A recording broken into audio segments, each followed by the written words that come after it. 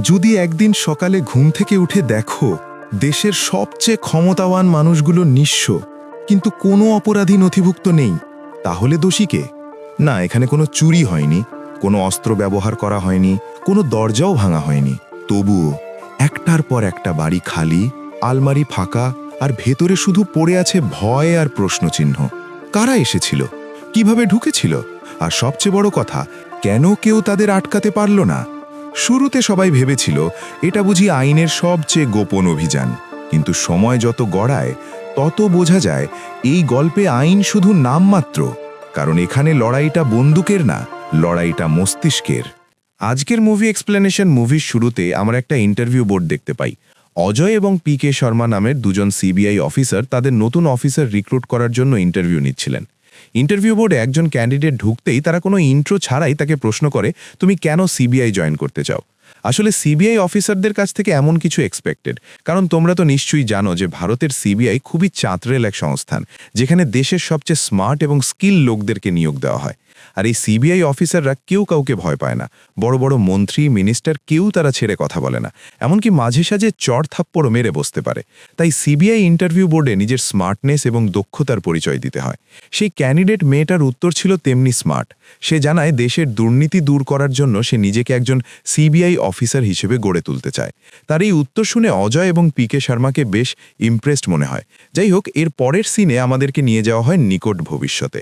CBI officer Sharma তার colleague Ajay এবং অন্যান্য অফিসারদেরকে নিয়ে একটা রেড দেওয়ার প্রস্তুতি নিচ্ছিল। এর জন্য তারা লোকাল পুলিশ স্টেশনে এসআই রণবীর সিংকে 4 জনের একটা পুলিশ টিম নিয়ে আসতে বলে। রণবীর সিংয়ের সাথে রাস্তায় দেখা হওয়ার পর অজয় তার হাতে রেডের ডিটেল তুলে দেয়।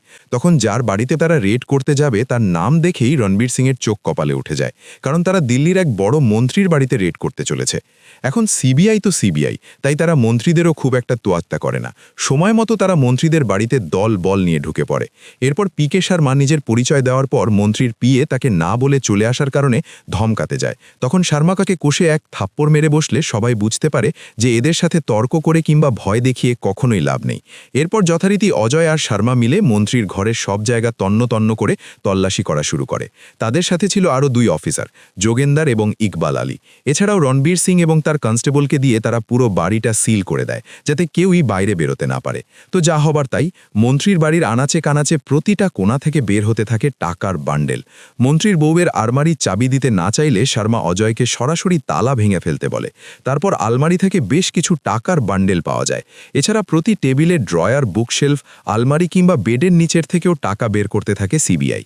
তাদের তল্লাশিতে পুরো বাড়ির অবস্থা একদম লণ্ডভণ্ড হয়ে যায়। শেষে মন্ত্রীর বাড়ির দেওয়ালের পিছনে গোপন কুঠুরি আবিষ্কার করে যোগেন্দার। এবার সেই কুঠুরি থেকে তো লিটারেলি টাকার পাহাড় বের হয়ে আসে। কিন্তু এটাই শেষ নয়, মন্ত্রীর বাড়ির বাইরে দাঁড় করানো গাড়ির সিট থেকে পর্যন্ত লাখ লাখ টাকা বের হয়। যাই হোক, মন্ত্রীর সমস্ত কালো টাকার শেষ পাইটা পর্যন্ত সিবিআই হাতে জব্দ হয়। এভাবে রেড শেষে শর্মা মন্ত্রীর কাছ থেকে সিগনেচার আদায় করতে যায়। তখন মন্ত্রী তাকে তার বাড়ির এক কোণে নিয়ে গিয়ে পিএসের আচরণের জন্য দুঃখ প্রকাশ করে। তারপর সে নিচু গলা করতেই শর্মাকে জিজ্ঞেস করে যে কত দেবেন। অর্থাৎ মন্ত্রী যে ঘুষ চাইছে সেটা শর্মা বেশ ভালোভাবেই জানত। তখন মন্ত্রী তাকে 2 কোটি টাকার অফার দিয়ে বসে, কিন্তু টাকা নেওয়ার বদলে শর্মা লিটারালি মন্ত্রীর গালে পরপর 2 বার কষে থাপ্পড় মেরে দেয়। তারপর তার কাছ থেকে সিগনেচার নিয়ে শর্মা রণবীরকে বলে যে সে যেন তার কনস্টেবলদেরকে স্টেশনে নিয়ে যায়। এর কিছুক্ষণের মধ্যেই স্টেশনে এফআইআর লিখতে এবং লিগ্যাল ডকুমেন্ট সাইন করার জন্য তার কাছে সিবিআই এর লোক আসবে। এদিকে শর্মা অজয় যখন রেড শেষ করে বেরিয়ে আসে, তখন তাদের গাড়ি কিছু দূর এগোনোর পরে একটা শকিং ট্রুথ রিভিল হয়। আসলে এদের কেই সিবিআই এর লোক নয়, মানে নকল সিবিআই সেজে তারা কোটি কোটি টাকা লোপাট করে নিয়েছে। এদিকে মন্ত্রীর সমস্ত কালো টাকা তারা ব্যাগে করে নিয়ে এসছে। যাক, মন্ত্রীর সামনে সিবিআই অফিসারের মতন অ্যাটিটিউড ধরে রাখলেও ভেতরে ভেতরে আসলে শর্মার আত্মাটা পুরোই শুকিয়ে গিয়েছিল, কারণ যদি একবার ধরা সে পড়তো তাহলে তাদের ঠিকানা হতো 14 শিকের মধ্যে। কিন্তু এই টাকাগুলো নিয়ে এখন তারা কি করবে? আর নকল সিবিআই সেজে তারা কি আসলে দুর্নীতিবাজদের শিক্ষা দিতে চাইছে, নাকি সির্ফ টাকা লুট করাই তাদের প্রধান উদ্দেশ্য? এই সব প্রশ্নগুলোর উত্তর আমরা ধীরে ধীরেই জানতে পারবো। যাই হোক, এই রেড শেষে অজয়, শর্মা আর যোগেন্দার অর্থাৎ 3 জনেই 3 দিকে চলে যায়। অজয় প্লেনে করে মুম্বাই চলে আসে, শর্মা ট্রেনে চণ্ডীগড় আর যোগেন্দার বাসে করে চলে আসে জয়পুরে। মানে লিটারেলি 3 ধরনের যানবাহন ব্যবহার করে তারা 3 দিকে পগার পার হয়ে গেছে। অর্থাৎ নিজেদের প্ল্যানে তারা সামান্যতম খুঁত রাখতে চায়নি। এদিকে রণবীর সিং তাদের জন্য বেশ কিছুক্ষণ অপেক্ষা করার পর উপরমহলে ফোন করে জানতে পারে যে সিবিআই কোনো ইউনিটই দিল্লির কোনো মন্ত্রীর বাড়িতে রেড দিতে যায়নি, যার ফলে এতক্ষণ পর তারা বুঝতে পারে যে কোন সিবিআই অফিসার তাদের সাথে এরকম ডিয়ারিং খেলেছে। আর অন্যদিকে মন্ত্রীর কাছে এই নিউজ যাওয়া মাত্রই সে যেন হার্ট স্ট্রোক করে বসে। কিন্তু ততক্ষণে তারা 3 জন টাকা নিয়ে পগার পার। তাদের আরেক অ্যাসিস্ট্যান্ট ইকবাল আলীও নিজের বাড়িতে ইতিমধ্যে পৌঁছে গেছে। কিন্তু খুব শীঘ্রই তারা 4 জনই আবারও একত্রিত হতে চলেছে, কারণ কয়েকদিন পরেই সর্বার মেয়ের বিয়ে হতে যাচ্ছে। ইতিমধ্যে নিজ নিজ রাজ্যে পৌঁছে যাওয়ার পর তারা ফোনে একে অপরের সাথে আলাপ করতে থাকে। অজয় সবাইকে জানায় যে তাদের রেডের খবর কোনো পত্রিকাতে ছাপা হয়নি। মানে মন্ত্রী এই ব্যাপারটাকে পুরোপুরি ধামাচাপা দিয়েছে। এদিকে নিজের কোটি টাকা হারানোর পর পুলিশের এসিপিকে ডেকে সে পুরো ঘটনার বর্ণনা করে। তখন এসিপিটাকে এফআইআর লিখে নিতে বলে, কারণ কোনো লিখিত অভিযোগ ছাড়া পুলিশ এই ঘটনার তদন্ত করতে পারবে না। কিন্তু মন্ত্রী নিজের ইমেজ চলে যাওয়ার কথা ভেবে এফআইআর লিখতে দেয় না। তবে আসল কারণটা তো তোমাদের জানাই আছে। ইমেজ চলে যাওয়ার চাইতেও তার দুর্নীতি আর কালো টাকা খবর ফাঁস হয়ে যাওয়াটাই সবচেয়ে ভয়ের বেশি। যাই হোক, এসিপি তাকে এফআইআর ছাড়া কিছু করতে পারবে না বলে জানিয়ে দিলেও মন্ত্রী তাকে রণবীর সিং এবং তার কনস্টেবলকে সাসপেন্ড করিয়ে দিতে বলে। তখন এসিপিও ছোটখাটো ডিপার্টমেন্ট এনকোয়ারির কথা বলে তাদেরকে সাসপেন্ড করে দেয়। এদিকে অজয় এবং তার দলবল শর্মার বাড়িতে গিয়ে মহা ধুমধামের সাথে শর্মার মেয়ের বিয়ে সম্পন্ন করে। এই শর্মার পরিবারও ছিল দেখার মতো, কারণ তার প্রায় 10-12টা ছেলে মেয়ে। বিয়ে শেষে ফিরে আসার সময় শর্মা তাকে পরবর্তী টার্গেটের ব্যাপারে জিজ্ঞেস করে। তখন অজয় জানায় যে তাদের পরবর্তী টার্গেট হবে কলকাতার বড় বাজার। তখন শর্মা তাকে বলে যে এবার তাদের আরও বড় কিছু করার দরকার, কিন্তু এত বড় পরিসরে দাওয়া মারতে গেলে তাদের আরও অনেক বেশি লোক দরকার হবে। ঠিক তখনই সেই লোকদের পিছনেও অনেক বেশি টাকা খরচ হয়ে যাবে। তাই অজয় তাকে কিছু টাকা আর টিকিট দিয়ে পরের প্ল্যানের জন্য রেডি হতে বলে। এদিকে মুভির এই পর্যায়ে এসে আমরা এবার এক আসল সিবিআই অফিসারকে দেখতে পাই। ওয়াসিম খান নামের এই লোক একজন সৎ এবং জেনুইন সিবিআই অফিসার, যে কোনো অপারেশনের সবচেয়ে চালাক ক্রিমিনালও তার হাত থেকে কোনোভাবেই রেহাই পায় না। তার জেনুইন সিবিআই স্কিলের এক ঝলক আমরা শুরুতেই দেখতে পাই। যখন তার পুরো টিম মিলে এক সন্ত্রাসীকে ধরতে ব্যর্থ হয়, তখন সে একাই তার পিছু পিছু চেস করতে থাকে। গুপ্তা নামের সেই ক্রিমিনাল অনেক ফাঁকফোকর দিয়ে তার হাত থেকে পালানোর চেষ্টা করে, কিন্তু শেষে এমন জায়গায় গিয়ে সে ফেসে যায় যেখান থেকে সে আর কোনো মতে বেরোতে পারে না। ওয়াসিম তার কাছে চলে আসলে সে বিল্ডিংয়ের ছাদ থেকে ঝাঁপ দেওয়ার হুমকি দেয়, কিন্তু ওয়াসিম নিজেই তাকে এক থাপ্পড়ে ছাদ থেকে নিচে ফেলে দেয়। এটাই হলো আসল সিবিআই অফিসারের অ্যাটিটিউড। যাই হোক, অজয় আর শর্মা ঠিকই এই অ্যাটিটিউডকে বেশ ভালোভাবেই কপি করে যাচ্ছিল। ওদিকে ওয়াসিম তার কাজ শেষ করে অফিসে গিয়ে ডিরেক্টরের কাছ থেকে নতুন এক কেস হাতে পায়। গত 26শে জানুয়ারি সেই ফেক রেডের ঘটনা তাকে জানানো হয়, যেখানে 4 জন লোক ভুয়া সিবিআই সেজে এক মন্ত্রীর সব কালো টাকা লোপাট করে নিয়েছে। অর্থাৎ এটাই ছিল অজয় এবং তার গ্যাংয়ের সেই ফেক অপারেশন। এবার ওয়াসিম ডিরেক্টরকে বলে যে এই কেস তো পুলিশ চাইলেই হ্যান্ডেল করতে পারে। তখন ডিরেক্টর তাকে জানায় গত ঠিক 1 বছর আগে এরকম প্রায় 10 থেকে 12টা কেস এসছে। প্রত্যেকটা কেসেই কোনো গ্যাং ফেক সিবিআই কিংবা ইনকাম ট্যাক্স ডিপার্টমেন্টের বেস ধরে দুর্নীতিবাজদের লুট করে যাচ্ছে। অন্যদিকে কালো টাকার পদ্মা ফাঁস হয়ে যাওয়ার ভয়ে সেই লোকগুলো পুলিশ কেসও করতে চায় না, তাই ডাকাতরা বেশ সহজেই এখানে পার পেয়ে যাচ্ছে। অজয় আর তার গ্যাং খুব ভালোভাবেই নিজেদের ডাকাতি চালিয়ে গেলেও দুর্নাম হচ্ছে আসল সিবিআই এর, কারণ অনেকেই ভেবে নিচ্ছে যে হয়তো প্রাক্তন কোনো সিবিআই অফিসার এই সব কিছুর সাথে জড়িত। এই কেসে সাসপেন্ড হওয়া এসআই রণবীর নিজেই সিবিআই এর কাছে এসেছিল।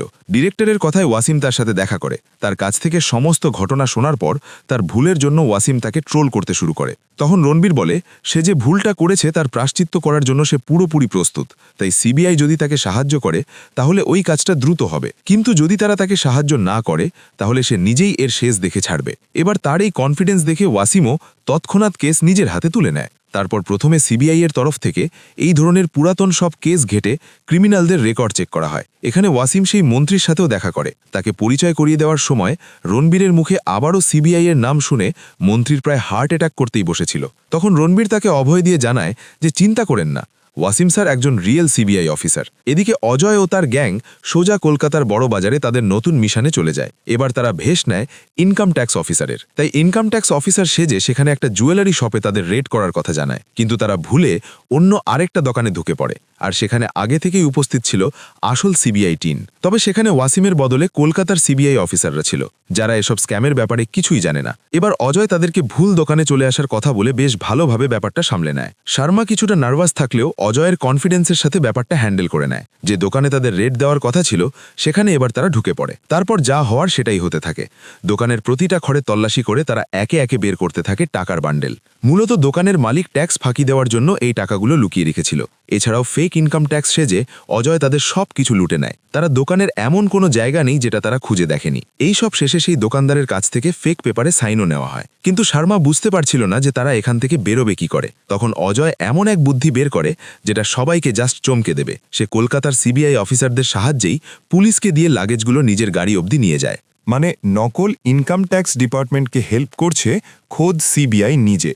আর এভাবেই এই অপারেশনটাও তারা সাকসেসফুলি শেষ করে যার যার আস্তানায় ফিরে আসে।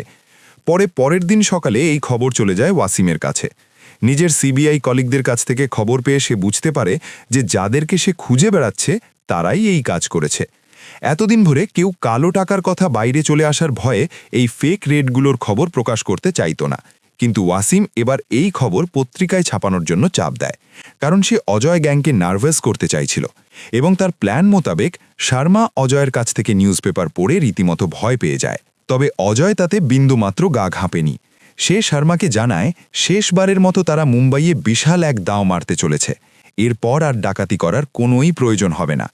তখন শর্মাকে বিদায় দিয়ে অজয় চলে আসে তার প্রেমিকা প্রিয়ার কাছে। প্রিয়া একজন স্কুল টিচার। অজয়ের সমস্ত কুকর্মের কথা জেনেও সে তাকে ভালোবাসে। আর সব সময় সে এই ভয়ে থাকে যে যদি অজয়ের কিছু হয়ে যায়। তার পরিবার তার জন্য বিয়ে পর্যন্ত ঠিক করে রেখেছে, কিন্তু তার বিশ্বাস অজয় এই বিয়েটা আটকে দিয়ে তাকে নিয়ে চলে যাবে। এভাবেই অজয়ও তাকে এই কথা দিয়েছিল। কিন্তু সে এবার জানায় মুম্বাই এসে সে নিজের ফাইনাল একটা কাজ সারতে চলেছে। এরপর থেকে এই এরিয়ার পুলিশ তাকে অন্য হয়ে খুঁজে বেড়াবে। তাই কাজ সারার পর প্রিয়াকে সে সাথে করে নিয়ে চলে যাবে। তাদের পরবর্তীতে দেখা হবে সরাসরি দিল্লি এয়ারপোর্টে। কিন্তু প্রিয়া আর তার উপরে তেমন ভরসা রাখতে পারে না। এদিকে ওয়াসিমের টিমের অফিসাররা তদন্ত করে শর্মার নাম এবং অ্যাড্রেস বের করে ফেলে। রণবীর তাকে চণ্ডীগড় থেকে ধরে আনতে চাইলেও ওয়াসিম বলে যদি তাকে অ্যারেস্ট করা হয় তাহলে তার বের হয়ে যেতে 2 দিনও লাগবে না, কারণ কেউই তার বিরুদ্ধে সাক্ষী দিতে রাজি হবে না। এর বদলে কৌশলে তার ফোনে সে ট্যাপ ওয়্যারিং করার প্ল্যান করতে থাকে। এর জন্য সিবিআই-এর এক এজেন্টকে টেলিফোন অপারেটর সাজিয়ে শর্মার ঘরে পাঠানো হয়। এরপর লোকটা তাকে টেলিফোন লাইনের প্রবলেমের কথা বলে লাইন ঠিক করতে চায়। তখন শর্মা জানায় যে তার বাড়ি থেকে কেউই ল্যান্ডলাইনের সমস্যার জন্য ফোন করেনি। তবুও লোকটা টেলিফোন দেখাতে চাইলে শর্মা তাকে টেলিফোন দেখায়। এবার লোকটা ফোন হাতে নিয়ে বলে যে এই লাইনে তো সমস্যা আছে। কিন্তু শর্মা কোনো সমস্যা খুঁজে না পেলেও লোকটা টেলিফোনের ক্যাপ খুলে ঠিক করার নাম দিয়ে তার ভেতরে একটা মাইক্রোফোন ঢুকিয়ে দেয়। ব্যাস, এবার শুধু তার কাছে ফোন আসার পালা। এদিকে অজয় ততক্ষণে মুম্বাইয়ের একটা হোটেলে উঠে পড়েছে। সে শর্মাকে ফোন করে ইকবাল এবং যোগিন্দারের সাথে দিল্লি এয়ারপোর্টে যেতে বলে। তাদের প্লেনের টিকিট আগে থেকেই ঠিক করে রাখা ছিল। এবার মুম্বাই এয়ারপোর্টে তাদেরকে রিসিভ করতে আসার কথা জানিয়ে সে তার কথা শেষ করে। অন্যদিকে সিবিআই-এর লোকেরা এই সব কথাগুলো একদম পরিষ্কারভাবে শুনতে পায়। তাই ওয়াসিমের কলিগ তৎক্ষণাৎ অজয়ের হোটেল অ্যাড্রেস এবং রুম পর্যন্ত জেনে ফেলে। এদিকে শর্মার পিছনে একজন লোক লাগিয়ে দিয়ে সে তাদের 3 জনের জন্য মুম্বাইয়ের ফ্লাইটের টিকিট কাটতে বলে। অর্থাৎ সে নিজেও তার টিম নিয়ে মুম্বাই যাওয়ার জন্য রেডি হয়। ওদিকে শর্মা, ইকবাল আর যোগিন্দারও মুম্বাইয়ের উদ্দেশ্যে রওনা হয়ে পড়ে। এখানে শর্মার পিছনে ওয়াসিম ইতিমধ্যে একজন লোক লাগিয়ে দিয়ে তাকে ফলো করে যাচ্ছিল। আর অজয়ের হোটেলের অ্যাড্রেস জানার পর তাকেও ট্রেস করে সিবিআই-এর লোকেরা তাকে ফলো করতে থাকে। শর্মা সহ বাকিরা মুম্বাই এসে পৌঁছানোর পর সেই একই হোটেলে অজয়ের সাথে ওঠে। অজয় তাদেরকে জানায় যে এবার তারা মুম্বাইয়ের অপেরা হাউসের বিরাট এক জুয়েলারি শপে রেড দিতে চলেছে। এই কথা শোনার পর প্রথমে সবাই ভরকে গেলেও আর্থিক লোভের কথা ভেবে তারা আনন্দে লাফিয়ে ওঠে। কিন্তু এই কাজের জন্য তাদের কিছু এক্সট্রা লোক দরকার হবে, আর সেই ব্যবস্থাও অজয় ইতিমধ্যে করে রেখেছিল। সে সিবিআই-এর জন্য কিছু অফিসার নিয়োগ দেওয়ার কথা বলে পত্রিকায় একটা নিয়োগ বিজ্ঞপ্তি দেয়। পরের দিন সকালে খবরের কাগজ হাতে পেয়ে অনেক লোক এই বিজ্ঞপ্তিটা দেখতে পায়। তাদের মধ্যে অনেকেই ইন্টারভিউ দেওয়ার জন্য রেডি হয়ে পড়ে। অন্যদিকে ওয়াসিমও তার টিম নিয়ে ইতিমধ্যে মুম্বাই পৌঁছে গেছে। এবার এখানে এসে সে জানতে পারে যে অজয় তার গ্যাংয়ের লোকদের জন্য নকল সিবিআই অফিসার রিক্রুট করতে যাচ্ছে। তাই সে বুঝতে পারে যে তারা হয়তো বড় কোনো কিছু করার কথা ভাবছে। তাই সে নিজের টিমের মধ্যে থেকেও কিছু লোককে ঠিক করে যারা এই ইন্টারভিউতে অংশগ্রহণ করবে। পরের দিন যথাসময়ে ইন্টারভিউ শুরু হয়ে যায়। অজয় হোটেল কর্তৃপক্ষকে দিয়ে আগেই ইন্টারভিউ বোর্ড তৈরি করে রেখেছিল। এবার সে আর শর্মা মিলে সিবিআই এর বড় কর্মকর্তা সেজে ইন্টারভিউ নিতে থাকে। তারা এমন স্টাইলে ইন্টারভিউ নেয় যে তাদেরকে দেখে কেউই বুঝতে পারবে না যে এরা আসল না নকল সিবিআই। এভাবেই একে একে অনেকগুলো ইন্টারভিউ নেওয়ার পর বিকাল 5টায় তারা ২৬ জন লোককে সিলেক্ট করে নেয়। অজয় তাদের এই টিমের নাম দেয় স্পেশাল 26। এখানে সে জানায় তারা এখনও পুরোপুরিভাবে সিলেক্ট হয়নি, কেননা পরের দিন সকালে তাদেরকে এখানে এসে রিপোর্ট করতে হবে। এরপর শর্মা তাদের ক্লাস নেবে এবং পরে তাদের একটা প্র্যাকটিক্যাল এক্সাম হবে, যেখানে দেখানো হবে যে তারা প্রেশার সিচুয়েশন হ্যান্ডেল করতে পারে কিনা। ফাইনালে বিকালে তাদেরকে প্রথম অপারেশনে নিয়ে যাওয়া হবে। এই সব কথা বলার পর তাদের সবাইকে বিদায় দেওয়া হয়। এদিকে ওয়াসিমের পাঠানো দুজন লোকও এই ২৬ জনের মধ্যে সিলেক্ট হয়ে যায়। অর্থাৎ অজয়ের গ্যাংকে ধরা এখন তাদের কাছে মাত্র সময়ের ব্যাপার। সে তার লোকদেরকে ফুল প্রিপারেশন নিয়ে থাকতে বলে।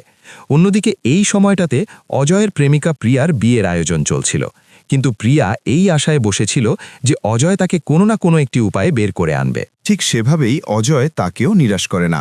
সে প্রিয়ার কাছে একজন লোকের মাধ্যমে কিছু টাকা আর টিকিট পাঠিয়ে নির্দিষ্ট সময় এয়ারপোর্টে দেখা করতে বলে। অর্থাৎ জুয়েলারি শপে ডাকাতি শেষ করার পরে প্রিয়াকে নিয়ে সে সোজা পগার পার হয়ে যাবে। কিন্তু তাদের এই প্ল্যানে হঠাৎ কে যেন পানি ঢেলে দেয়। রাতের বেলায় সে সোজা শর্মার রুমের দরজায় নক করে।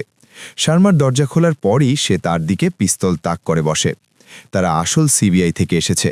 প্রতিটা রেডেই বাঘের মতন গর্জন করা শর্মা আসল সিবিআই অফিসারদের দেখে ইঁদুর হয়ে যায়। সে কাঁদতে কাঁদতে ওয়াসিমের কাছে নিজের সমস্ত প্ল্যান বলতে থাকে। আগামীকাল তারা হোটেল থেকে তাদের ২৬ জনকে নিয়ে বাসে করে সেই জুয়েলারি শপে যাবে। তারপর আধা ঘন্টার মধ্যেই প্রায় ২ কোটি টাকার মালামাল তারা গায়েব করে দেবে। এছাড়াও সে এটাও জানায় যে অজয় অতীতে একজন সিবিআই অফিসার হতে চেয়েছিল। সে লিখিত পরীক্ষাতেও পাশ করে ফেলেছিল, কিন্তু ইন্টারভিউতে গিয়ে সে আটকে যায়। তারপর থেকেই নকল সিবিআই সেজে টাকা লুট করার পাশাপাশি সিবিআইয়ের প্রতি এক প্রকার প্রতিশোধও সে নিয়ে যাচ্ছে। ওয়াসিম শর্মাকে বলে দেয় যে সে যেন আগামীকাল তার যা যা করার কথা সেই মতোই নর্মাল বিহেভ করে, কারণ ওয়াসিম অজয়কে হাতে নাতে ধরতে চায়। কিন্তু এই কথা শোনার পরে শর্মা কান্নারত অবস্থায় হাসতে থাকে, কারণ অজয় বলেছিল যে তাকে ধরার মতো দুনিয়াতে কেউই পয়দা হয়নি। এবার ওয়াসিম তখন বলে ওভার কনফিডেন্স যে কত বড় বড় লোককে মাটিতে নামিয়েছে, আর এই অজয় কোনকসার। শর্মাকে তার কাজ করতে বলে রুম থেকে বেরিয়ে যাওয়ার পর অজয়ের সাথে ওয়াসিমের ধাক্কা লাগে। সাথে সাথে ওয়াসিম তাকে চিনতে পেরে যায়। এবার হোটেল লাউঞ্জে গিয়ে সে অজয়ের পাশাপাশি চেয়ার নিয়ে বসে। তারপর তাকে হ্যালো বলে সে পরিচিত হয়। অজয় জানায় যে তার নাম AK গোবর্ধন এবং সে এক্সপোর্ট ইম্পোর্টের ব্যবসা করে। ওয়াসিম নিজেকে সরকারি চাকুরিজীবী বলে পরিচয় দেয়। এরপর ড্রিঙ্কস শেষ হয়ে উঠে যাওয়ার সময় ওয়াসিম নিজ পকেট থেকেই টাকা ফেলে দিয়ে অজয়কে জিজ্ঞেস করে এই টাকা তার কিনা, আর এখানে অজয়ও সেটাকে নিজের দাবি করে নিয়ে নেয়। তবে চলে যাওয়ার পর ওয়াসিম মনে মনে দৃঢ় একটা প্রতিজ্ঞা করে যে অজয়কে সে নিজ হাতে ধোলায় দেবে। এর পরের দিন শর্মা তার কথা মতোই নর্মালভাবে বিহেভ করতে থাকে, আর অজয়ের টিমও তার টিম ডাকাতি করার উদ্দেশ্যে রওনা দেয়। অন্যদিকে ওয়াসিম আগে থেকেই সেই জুয়েলারি শপে পৌঁছে যায়।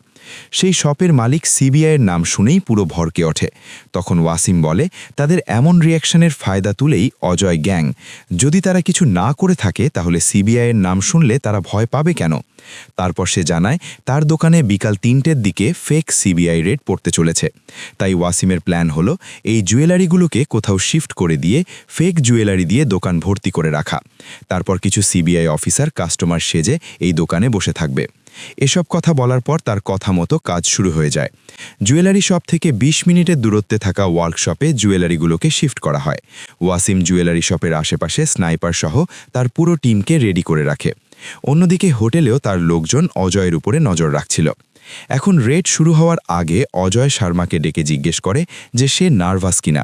তখন শর্মা জবাব দেয় যে তার বয়স হয়ে গেছে, তাই এখন সে ভালো মতো প্রেশার হ্যান্ডেল করতে পারে না।